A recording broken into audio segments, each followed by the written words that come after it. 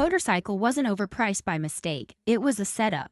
Dealers hid fees, faked scarcity, and trapped riders in crushing loans. Now the system's breaking.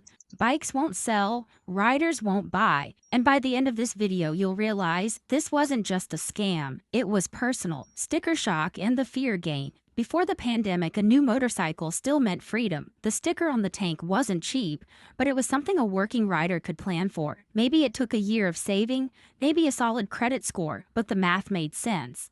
Then everything changed. As global supply chains buckled and factories slowed production, Japanese motorcycle dealers didn't just pass on the added costs.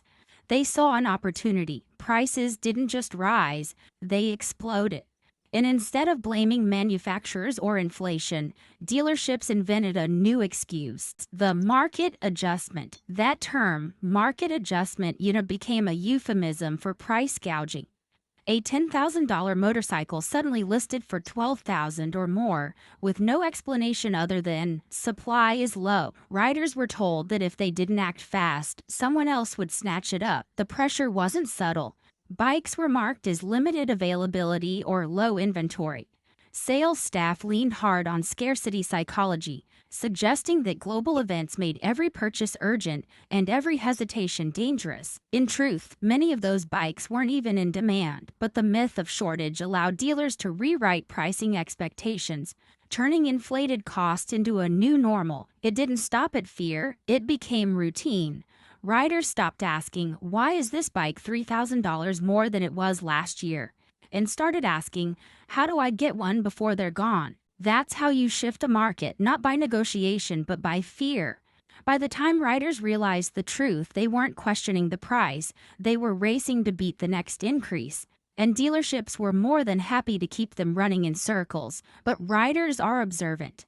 And when they started comparing notes, the entire system began to crack. Quietly but permanently. If you liked this video so far, don't forget to like, subscribe, and leave your thoughts in the comments below. The moment riders walked away, the revolution didn't start with a boycott, it started with hesitation. Riders began to stall. Some walked in and didn't sign. Others got cold feet and backed out mid-negotiation. Many stopped visiting dealerships entirely. No press releases, no outrage. Just an eerie, growing silence that dealership staff couldn't explain. Sales slowed. Floor traffic disappeared. Bikes stayed parked under showroom lights month after month. The illusion of scarcity began to unravel, and so did the illusion of demand. Online forums lit up with stories. Riders compared contracts, shared warnings, and posted images of hidden fees. YouTube reviews grew bolder, calling out dealers by name. Suddenly, the narrative wasn't about a shortage, it was about exploitation. Buyers shifted to used bikes. Craigslist, Facebook Marketplace, and direct peer-to-peer sales exploded in volume. Riders started trading among themselves, trusting strangers more than corporate sales teams. The break wasn't just financial, it was emotional. Riding a motorcycle is about control, about personal freedom.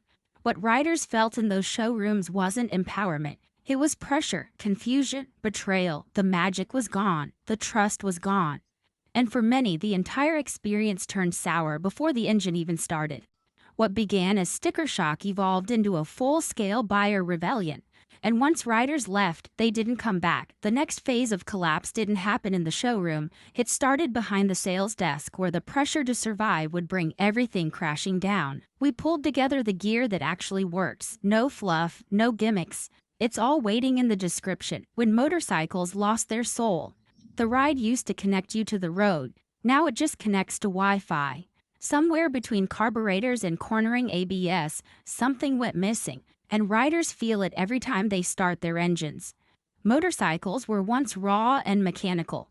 You twisted the throttle, you felt it in your chest. You adjusted the clutch, tuned the carbs, and knew every tick of the machine like a heartbeat.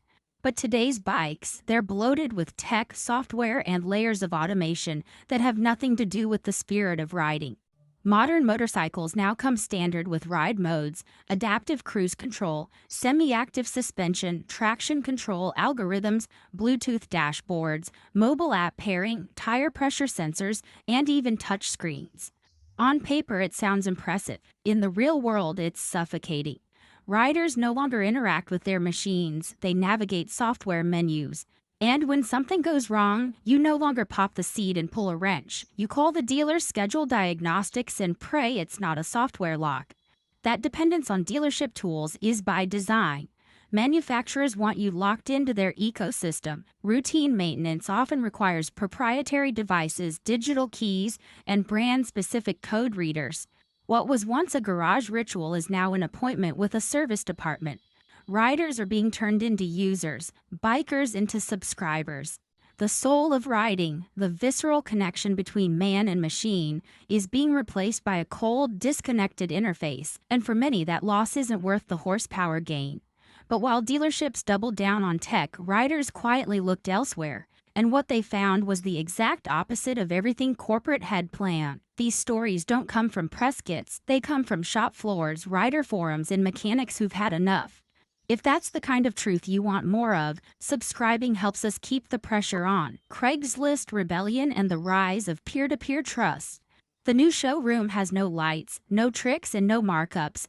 It's your neighbor's garage. As dealerships pushed complexity, riders pushed back by embracing something radically different: simplicity. Across America, the used motorcycle market has exploded.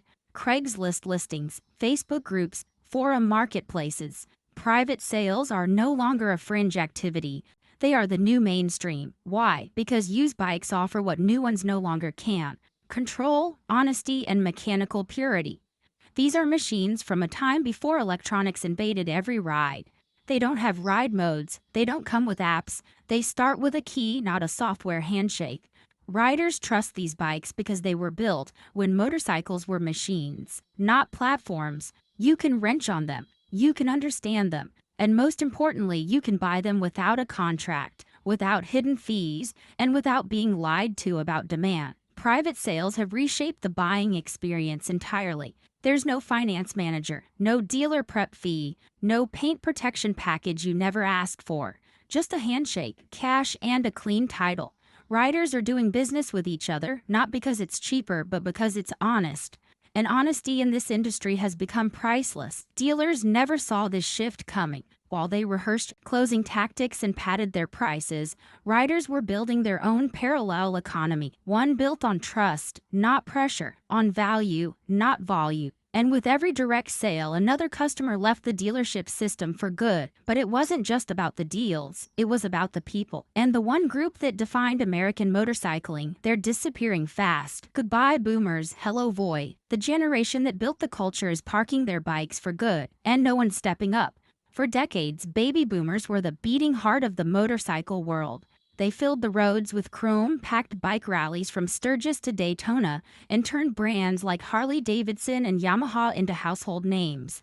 They didn't just ride, they built clubs, forums, communities, and an entire lifestyle. But now they are aging out. Health, insurance, and family responsibilities are ending the riding era for millions. As they retire from the road, dealerships are feeling the fallout. Showrooms once filled with loyal buyers are now echo chambers of silence. The bikes they once cherished are sitting unsold. The brands they supported for 40 years are scrambling to find replacements.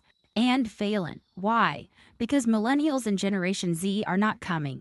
They face a different world entirely. Student debt, rising rent, stagnant wages. For them, dropping $20,000 on a motorcycle is not a rite of passage. It's financial suicide. Motorcycles are no longer a dream. They're a luxury. Culturally, the gap is even wider. Younger riders don't connect with the leather and patch aesthetic. Ride-sharing, remote work, and urban living have transformed how they think about transportation. Many don't even bother getting licenses. What motorcycles once represented, rebellion, freedom, escape, has been replaced with algorithms, apps, and convenience. Dealers built their model around a generation that is now gone. And instead of adapting, they clung to the past. Now, they are staring at a demographic cliff and pretending it's not there. But denial won't stop what's already happening on their floors. Showrooms full of dust, not demand. It took years to build the illusion of exclusivity.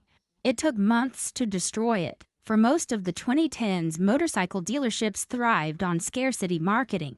Limited stock, long wait lists, better buy it now before it's gone. It worked, until it didn't, because when the supply chain stabilized and inventory returned, something strange happened. Demand disappeared. Dealers had prepared for a sales surge. What they got instead was silence. Bikes that once sold in days sat untouched for months. Models advertised as rare were suddenly everywhere. And buyers, wiser, more cautious, and still bruised from pandemic-era pricing, stayed away. Floor plans, the loans dealers used to finance inventory, began to swell. Many found themselves tens of thousands of dollars deep in unsold bikes. The same machines they marked up 2 years ago were now liabilities collecting dust. In some cases, dealers even refused new shipments. They simply couldn't afford to take more bikes they knew would not move. That's not speculation. It's happening now, in cities and rural towns alike. From Los Angeles to Tulsa to Jacksonville, dealerships are watching their showrooms rot with overstock. And the mystique they spent years building, gone. Buyers walk in, see the same lineup week after week, and realize the game is up. There's no rush, no scarcity, no urgency. The showroom floor no longer inspires excitement. It inspires hesitation. Riders know the price is inflated. They know the demand is fake. And now that they've found alternatives, they're not coming back. The illusion has shattered, and nothing the dealer says can glue it back together. Desperation behind the sales desk. Inside the dealership, the collapse doesn't start with inventory. It starts with pressure. As motorcycles pile up and foot traffic dries out, management leans harder on the sales team. The slogans plastered on training binders: find the right fit for every rider, build long-term relationships, get shoved aside. In their place, a single directive: move the metal. Veteran salespeople, once proud to match riders with machines that fit their soul, now find themselves micromanaged into closing tactics they once warned rookies to avoid. Some quit, some burn out, and the ones who stay, they adapt. They shift from guide to hunter, from expert to extractor. Finance managers are no longer just handling paperwork, they're driving revenue. Each customer that walks in becomes a target for add-ons, loan extensions, rate hikes, and bundles. The finance office, once seen as the final step in a smooth experience, has turned into a profit factory. Buyers get lured into payment-friendly plans that stretch across 7 years, with rates that climb above 10%. Add a tire warranty, add a prepaid maintenance plan, throw in theft protection, paint coating, service fees. It is not about helping the rider anymore. It is about maximizing yield per signature. The human side of the dealership is dying, replaced by spreadsheets and desperation. As the sales team gets squeezed, the atmosphere turns toxic. Morale craters, turnover spikes. Dealerships quietly cut hours, reduce benefits, and increase expectations. The few remaining staff scramble to survive, pushed beyond capacity by the weight of quotas they can no longer meet. Every interaction becomes a battlefield. Buyers walk in to browse and leave feeling stalked. It is not sales anymore, it is siege warfare. But the greatest threat to the dealership isn't burnout, it is irrelevance. And that shift is already underway. Because just as dealerships began losing their grip on ethics, they started losing their grip on control. Obsolete overnight, the dealership monopoly breaks. For more than 50 years, motorcycle dealerships operated as an unchallenged gateway. You wanted a new bike, you walked into a dealership, you negotiated, you financed, you left with a key and a stack of paperwork. That process, for better or worse, was the standard. But today that monopoly is unraveling, and riders are beginning to realize they don't need the showroom anymore. The new gatekeepers are digital, and they don't play by the old rules. Direct-to-consumer models are emerging fast. Harley-Davidson tested the waters with Livewire, allowing online reservations and fixed pricing. BMW is experimenting in Europe with online customization, checkout, and home delivery. These are not gimmicks, they are early signals of an industry reset. Tesla already trained the modern consumer to expect frictionless, transparent buying. Now, motorcycle brands are finally catching up. For younger riders raised on Amazon, Uber, and one-click simplicity, the idea of haggling over markup fees in a fluorescent lit office feels absurd. They want a bike the same way they buy everything else, without the pitch, without the pressure, and without the fake scarcity. Dealerships are not just being left behind technologically, they are being culturally bypassed. The tactics that once built urgency now build resistance. Younger buyers do not respond to act now sales pushes. They do not want financing traps, forced upgrades, or loyalty gimmicks. They want clarity. They want price tags that match ads. They want convenience and honesty. And the dealers who cannot deliver are becoming fossils in real time. But even as new platforms rise, the industry keeps stumbling in one particular direction. And that misstep is electric. The great disconnect of electric motorcycles. The push toward electric motorcycles was supposed to be the industry's future. Zero emissions, instant torque, lower maintenance. On paper, it checked every box, but in the real world, the reception has been cold, especially from riders who remember what motorcycles are supposed to feel like. Electric bikes promise innovation but deliver isolation. They remove everything that made the ride visceral, the engine rumble, the gear shifting, the exhaust note that vibrates in your chest. It is all gone, and with it, so is the soul. Performance isn't the problem, experience is. Riders do not connect with electric bikes the way they did with machines that roared to life. Instead, they get silence, sterility, a smoothness that feels more like an appliance than a partner, and that's before you even get to the range anxiety. Most electric motorcycles struggle to exceed 150 miles per charge. That might work for a daily commute, but it does not work for the kind of freedom riding demands.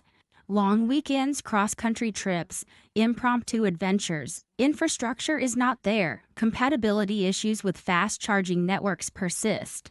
And worst of all, dealerships continue to push these machines as the future without listening to what riders are actually saying. Then comes the price, $25,000 for an electric bike that can't match the range or spirit of a 15-year-old V-twin. Riders aren't interested, not because they fear change, but because they feel insulted. The marketing doesn't help either. Electric bikes are advertised like smartphones, sleek, efficient, and socially progressive. But they forget the rebellion. They forget the freedom. They forget the dirt, the grit, the wind. And riders know the difference. The disconnect is growing. But it's not just about tech. It's about culture. And that culture is disappearing fast. No new riders, no culture, no future. Motorcycling has always been bigger than the machine. It was culture. It was identity. It was rebellion, family, movement. But that foundation is crumbling. And the numbers prove it. Event attendance has plummeted. Rallies that once drew tens of thousands now barely scrape together a crowd. Riding clubs are dissolving. The torch is not being passed, it is being dropped. And the next generation, they're not even showing up to pick it up. Millennials and Generation Z are saddled with debt, squeezed by rent, and wary of long-term financial commitments. To them, a motorcycle is not an aspiration. It is a luxury. $20,000 for a recreational machine. It is unthinkable. Combine that with rising insurance costs, urban zoning restrictions, and shrinking garage space, and the barriers stack up fast. Even those who want to ride are told implicitly or explicitly that it's out of reach. But it is not just economic, it is cultural. Today's youth grew up in a world of ride-sharing, delivery apps, and gig mobility. They do not associate driving or riding with identity. They associate it with inconvenience. The long-standing romanticism of the open road has been replaced by convenience, subscription models, and digital escapism. Riders are no longer born into a tribe. They scroll past it. And this isn't just a phase, it is a demographic cliff. If the industry cannot recruit and retain new riders through affordability, accessibility, and cultural relevance, it will not survive. Dealerships can't sell to ghosts, events can't thrive on nostalgia, and brands can't ride on reputation alone. The collapse isn't theoretical anymore, it is happening. And now the only question left is, what's next? 15 minutes in, and you can probably name 3 riders who've been through this exact kind of bait and switch. Drop their story, or yours, in the comments. The more we share, the harder it is for them to hide. Rebuilding trust, if it's not too late. Some dealerships are finally waking up, but whether they've acted too late is a question no one wants to answer. Across the country, the signs are clear. Riders are leaving, sales are stalling, and the old playbook no longer works. Yet, amid the desperation, a few dealers are making the one move that might still matter. They are choosing transparency. No more bloated markups, no more fake fees, no more bundled nonsense, just the bike, the price, and a straight answer. It is not revolutionary. It is what riders have been asking for all along. These dealers have started cutting back the unnecessary layers that buried trust. Instead of piling on ride modes and touchscreens, they are pushing for affordable models that deliver what riders actually want: reliability, simplicity, and power. They are rejecting the idea that a motorcycle has to come with a phone app or a subscription fee. Some have even begun lobbying manufacturers directly, asking for stripped-down trims that can be sold under $15,000. Not entry-level gimmicks, but real motorcycles built to last, priced to move. The most promising shift comes from a new breed of dealers who are choosing to speak with riders, not at them. They attend local events, listen to criticism, and engage in rider forums without hiding behind marketing language. A handful have published full cost breakdowns online, inviting buyers into the process instead of keeping them in the dark. They are still a minority, but they represent a truth no one in the boardroom wants to hear. Trust is the only thing that can still save this industry. And even that window is closing fast, but rebuilding trust is only half the equation. Because knowing what riders want and finally listening are two very different things. What real riders want, it is not a mystery. Riders have been saying it for years, but the louder they speak, the more manufacturers and dealers seem to pretend they are not there. Real riders want bikes that are easy to maintain, fair to finance, and built to be ridden, not just displayed. They do not want 15 ride modes. They do not need cornering traction control. They want a machine they can understand, own, and repair. And above all, they want to feel like someone, anyone, is actually listening. Across online forums and local garages, testimonials from working-class riders and independent mechanics all echo the same truth. Modern bikes are too expensive, too complicated, and too disconnected from the road. Riders do not want a Bluetooth dashboard that locks them out when the firmware glitches. They want to change their own oil, fix their own wiring, and ride without needing a technician and a laptop. The most respected bikes on the used market today are not high-tech marvels. They are dependable machines from 10 or 15 years ago that still run strong, still ride hard, and still feel like motorcycles. The disconnect is not just mechanical, it is emotional. Riders feel like they are being marketed to by people who have never thrown a leg over a bike. Ads talk about lifestyle, fashion, and image. But the real lifestyle is in the garage, the group ride, the long road trip. Riders want community, not just branding. They want honest financing, not 7-year traps. They want dealerships that know what a valve adjustment is, not just how to upsell a paint protection plan. The answers are not hidden, they are just ignored. And every time that happens, another rider walks away for good. But even as dealerships fail to listen, there is a quiet segment of the community refusing to let riding die. Not out of profit, but out of love. The last generation that still cares. They are not in boardrooms. They are not in advertising campaigns. They are in sheds, garages, and back roads, riding, wrenching, and remembering what it used to feel like. This is the last generation that still cares. These are the riders who never stop believing that a motorcycle should be more than a product. They post on YouTube, run local meetups, and swap carburetor parts out of the trunks of their cars. They are not trying to save the industry. They are trying to save the soul of it. Garage builders keep restoring old Japanese bikes with parts sourced from forums and junkyards.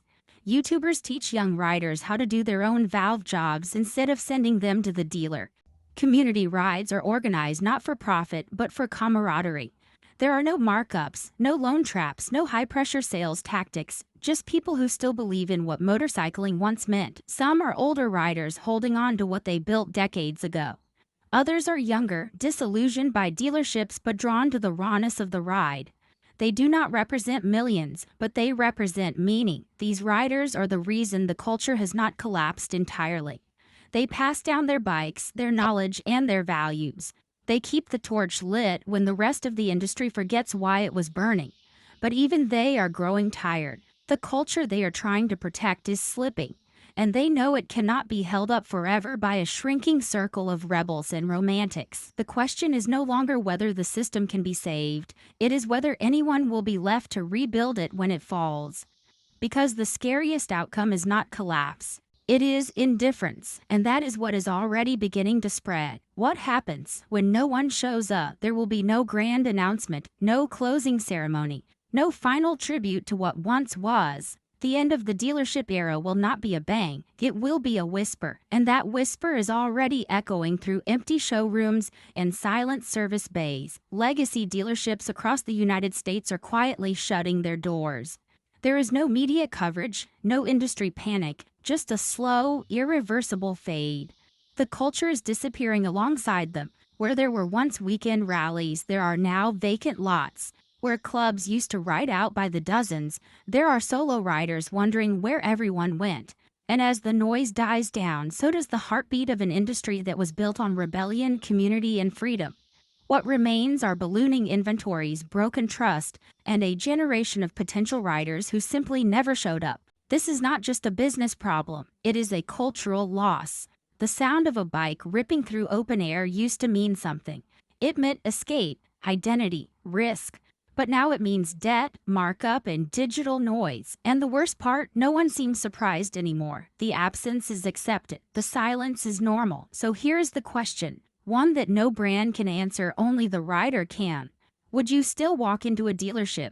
Would you still shake a salesperson's hand? Would you still sign the paper knowing everything you now know? Or has the connection been broken too far to repair? We don't sell dreams, we tell the truth.